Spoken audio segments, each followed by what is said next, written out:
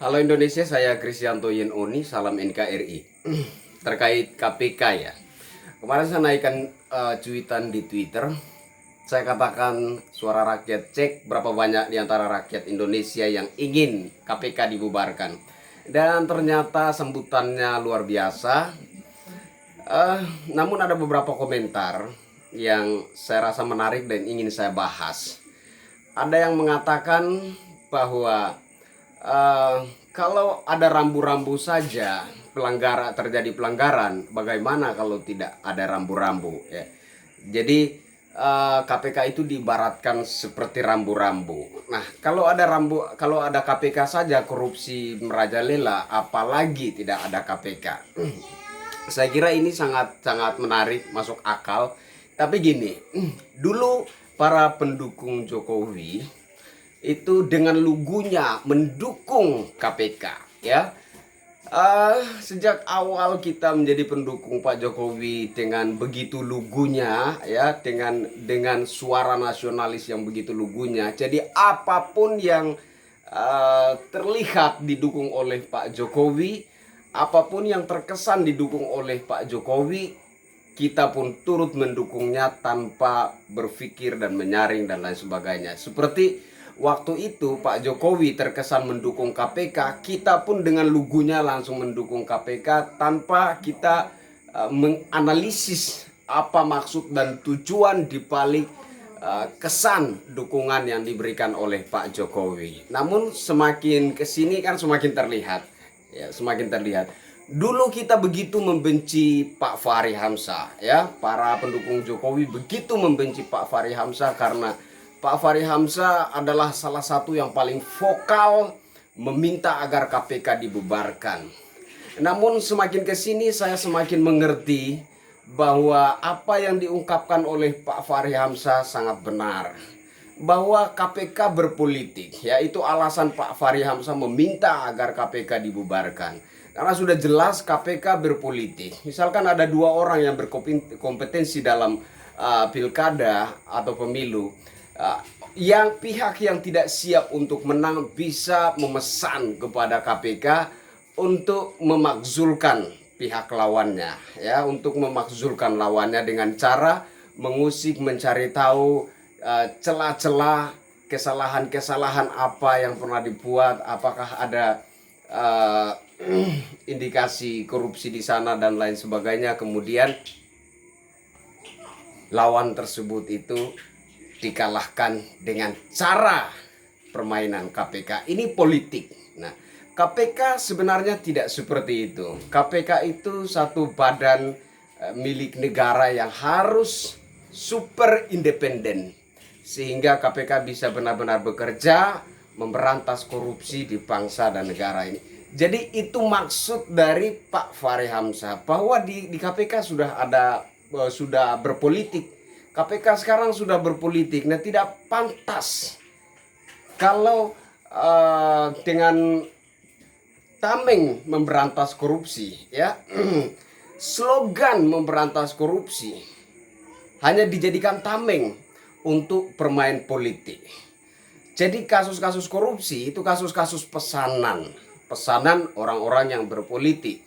Nah, kemudian ada salah satu juga pegawai KPK yang pernah membongkar apa yang terjadi di KPK. Ya, pernah membongkar itu, videonya viral, bahwa kasus-kasus korupsi yang di KPK itu kasus-kasus pesanan orang. Jadi kalau Pak Novel Baswedan berkata ini akan jadi tersangka, maka orang itu akan jadi tersangka.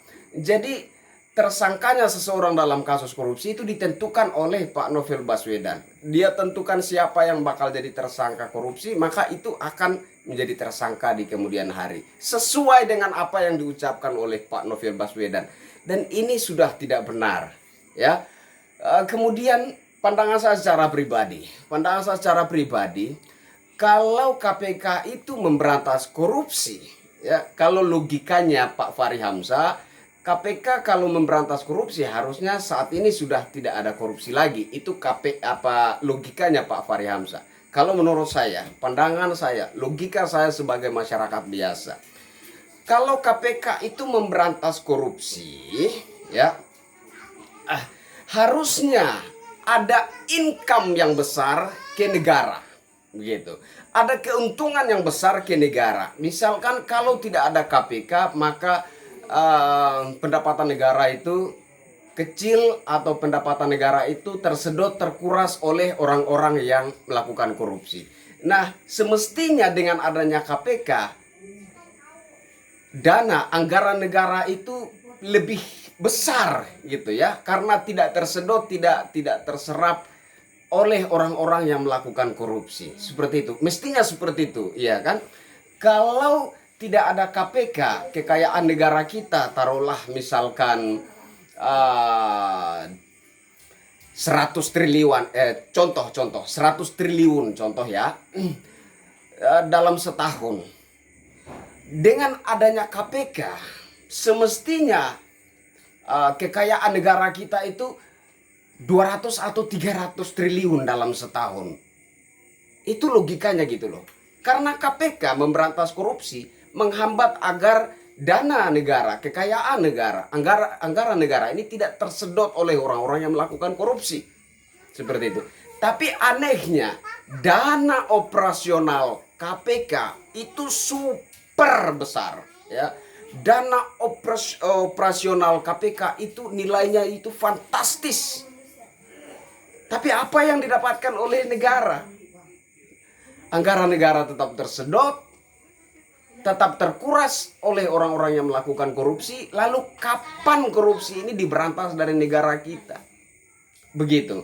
Negara-negara yang taruhlah Cina ya, Cina atau Korea Utara, ya Korea Utara yang memberlakukan hukuman mati bagi para koruptor, itu tidak ditangani oleh KPK, langsung ditangani oleh institusi tentara dan polisi.